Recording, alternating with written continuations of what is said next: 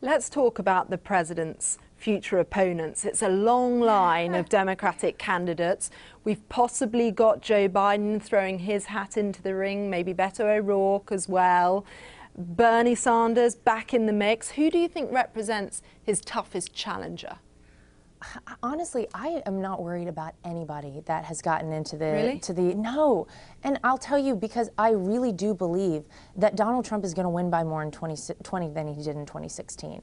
I think the reality is it would be so stupid for people to spend their money, to waste their money and time and effort right now to try and run against him. I actually don't understand why there are so many people that have gotten in the race on the Democrat side. I almost want to tell them, wait until 2024, wait till he's out. You're not going to beat Donald Trump. Nothing will ever be quite like 2016. I mean, that was such a unique sort of grassroots campaign. You know, none of us had any experience in politics. None of us, I don't want to say none of us really knew what we were doing, but nobody gave us a guidebook to say, here's how you do this. We sort of figured it out as we went. So certainly there will be changes. I mean, already at the campaign, we're light years ahead now of where we were at the same place for the campaign in 2016. How pivotal do you think women voters could be? Do you think they could decide 2020? Well, women are half of our population, for sure. I mean, women are, here we are, two women together. You know as well as I do. Women are a huge force in this country, and we actually represent over half the vote in this country. So it will be a huge component. I think what people often miss when it comes to this president, people always say Donald Trump has a problem with women. I don't think that's the case. I can't tell you the number of women that come up to me on a daily basis, even here in New York, and are so excited about our president and are so thankful that he decided to run and that he's doing the things that he said he was going to do. And the reality is, people are made to feel like they can't talk about it, especially women, I think.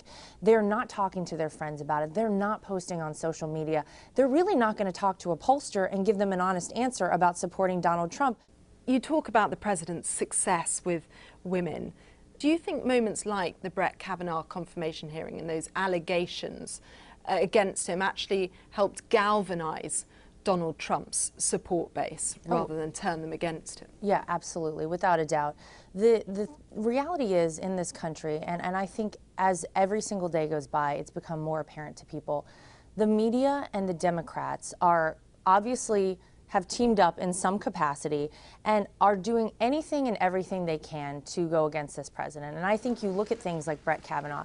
He was treated so horribly. This is an incredible man with an incredible background who deserved almost more than anyone to be a Supreme Court justice.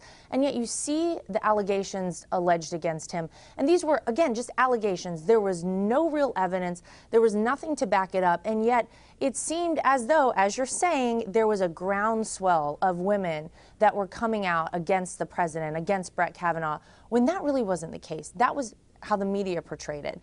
What do you think your father-in-law views as his greatest success and, if you'll entertain it, his greatest failure so far in office?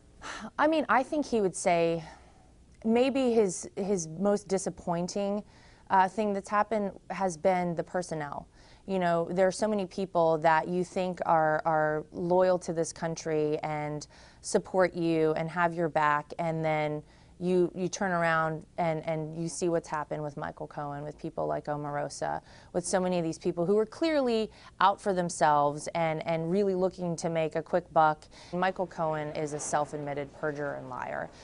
He's obviously trying his last-ditch effort to reduce his time in prison. Sadly for him, he perjured himself several more times in front of Congress the last time he testified. I don't worry about that at all. I mean, it doesn't take you 15 years to figure out somebody is a racist unless they're not a racist. And Michael Cohen was part of the Trump organization and worked with the president for 15 years. And now all of a sudden he decided he's a racist. And you know why? It's because it's a convenient thing for him to say. He thinks it's going to lessen his prison time. And you know what? He's probably also looking for a book deal down the line. Recently, Paul Manafort was sentenced to 47 months in prison for various financial crimes, and the recommended sentence was between 19 and 24 years. And there was some shock at how small some viewed that sentence to be. What's your view? Do you think it was fair? Well, first, let's talk about the fact that Paul Manafort's going to prison for nothing that has to do with Donald Trump. It always comes up, and people are interested in Paul Manafort because he worked for the Trump campaign for a couple of months as the campaign manager. Unfortunately for him, in his previous business dealings, he did things illegally. He did things the improper way. That's why he's going to prison, but yet it always gets lumped in with President Trump. Imagine that. Listen, I don't know why the judge decided to rule the way he did. I'm watching things as an American citizen like everyone else.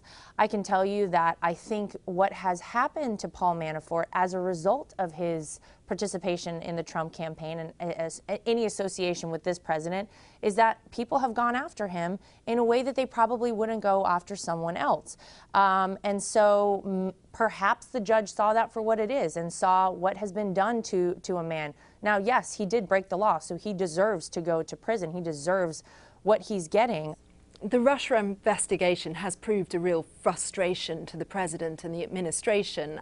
Are you concerned that there might be more charges further down the line and possibly more distractions from what the president is trying to do?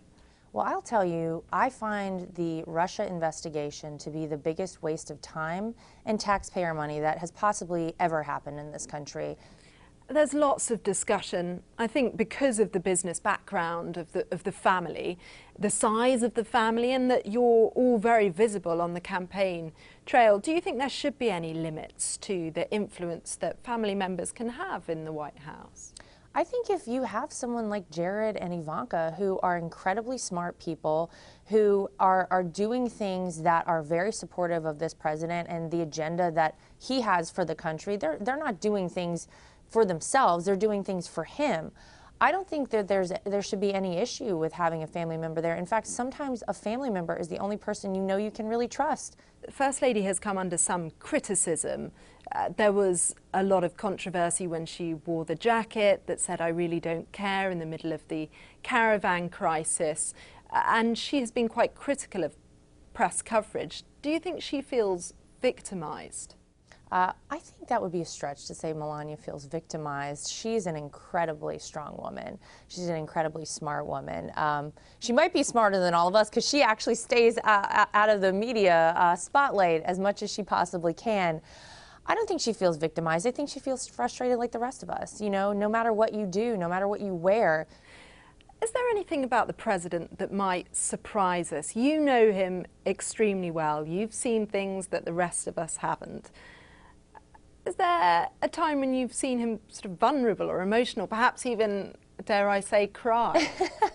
Well, I've never seen him cry, but listen, he gets this reputation as this big, bold, brash guy, and he certainly is that at the right times. But when he's with family, he loves being with family. He's just like anybody else. He wants to be surrounded by the people he loves. We don't get to see him enough, you know, so when we're all together for holidays or occasionally get together for a meal, I mean, we just laugh. He's one of the funniest people I've ever met. He can tell a story and a joke unlike anybody else. Truly loves his grandkids so much. All he wants to do whenever I see him, the first thing is he asks me about my son Luke. Let me see some pictures. Do you have any videos of him? And I try to send as much as I can. You know, I'll send some stuff to the White House if I can. I never know if or when he gets it. But he's got such a great heart. You know, you don't hear enough about the things that he's done for people, especially in the past when nobody was looking, before Donald Trump became Donald Trump. There are stories about him pulling over on the side of the road in New Jersey to help somebody who had broken down, giving people rides places when they didn't need to, paying off a mortgage on somebody's house that worked for him because he heard that they were struggling financially. These are all things that Donald Trump has done in the past. That's truly his heart. He would give his shirt off his back for anyone. And I think he gets so mislabeled by the media as being a person that doesn't care, as not having a kind heart. He really cares about people in this country. He cares about America. That's why he's doing this job. That's why he's taking the heat he takes every single day unnecessarily. But I just wish more people knew that side of him, the incredible kind things that he's done throughout his life, looking for no recognition whatsoever.